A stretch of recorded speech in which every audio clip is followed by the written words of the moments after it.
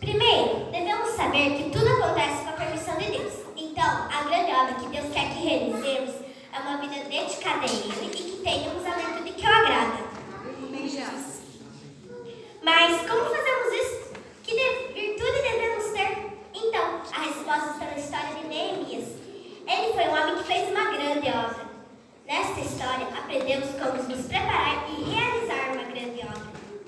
O nome de Neemias significa aquele que Deus consola. Neemias fazia parte do povo de Israel, que morava em Jerusalém. Essa cidade foi destruída e roubada por um poderoso rei. Muita gente morreu, alguns foram levados escravos, e o resto ficou quase como um mendigo na cidade. Mas isso só aconteceu porque eles pecaram e desobedeceram muito a Deus. Eles viviam de uma terra boa, Deus os protegia, mas eles se desviaram e não se arrependeram. Um deles foi Neemias, que foi levado escravo para a cidade de Susa, que pertencia ao Império Persa. Ele era o copeiro do rei, comia de sua mesma comida e provava toda a sua bebida. Depois de muito tempo de cativeiro, alguns tiveram permissão para voltar para Jerusalém.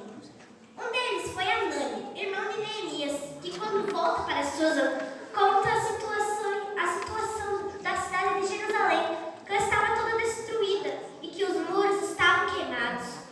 Neemias podia nem se importar, pois trabalhava para o rei e estava bem, e não poderia sair do castelo. Mas não, ele orou, jejuou e pediu misericórdia a Deus. Devemos nos importar com o sofrimento dos outros. Tempo depois, o rei percebeu que Neemias estava triste. Se o rei percebeu, é porque Neemias trabalhava alegre. Mesmo que formos fazer algo que não gostamos, devemos fazer alegres. Então o rei o perguntou, e Neemias contou a situação de Jerusalém. O rei não adorava a Deus, então podia nem se importar, mas ele aceitou ajudar e deixou Neemias escolher como.